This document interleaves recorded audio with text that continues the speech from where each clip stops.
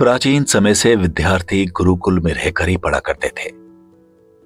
बच्चों को एजुकेशन हासिल करने के लिए गुरुकुल में भेजा जाता था।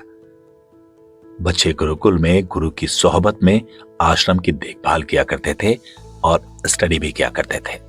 वरदराज को भी सभी की तरह गुरुकुल भेज दिया गया। वहां आश्रम में अपने साथियों के साथ घुलने मिलने लगा, लेकिन वो पढ़ने में बहुत ही कमजोर था। गुरु की कोई भी बात बहुत कम समझ में आती थी।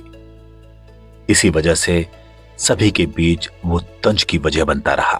उसके सारे साथी अगली कक्षा में चले गए, लेकिन वो आगे नहीं बढ़ पाया। गुरुजी ने भी आखिरकार हार मानकर उसे बोला, बेटा वरदराज, मैंने सारे प्रयास करके देख लिए। अब यही सही होगा कि तुम यहां अपना वक्त बर्बाद मत करो, अपने घर चले जाओ और घर वालों की काम में मदद करो। वरदराज ने भी सोच लिया कि शायद स्टडी मेरी किस्मत में नहीं है, और भारी मन से गुरुकुल से घर के लिए निकल गया। दोपहर का समय था। रास्ते में उसे प्यास लगने लगी। इधर उधर देखने के बाद उसने पाया कि थोड़ी ही दूर पर कुछ महिलाएं कुएं से पानी भर रही थीं। वो कुएं के पास गया। वहां पत्थरों पर रस्सी के आने जाने से निशान बने हुए थे। तो उसने महिलाओं से पूछा, ये निशान आपने कैसे बनाए? तो एक महिला ने जवाब दिया, बेटे, ये निशान हमने नहीं बनाए। ये तो पानी खींचते वक्त इस कोमल रस्सी के बार बार आने जाने से ऐसे निशान बन गए हैं। वरदराज सोच में पड़ गया।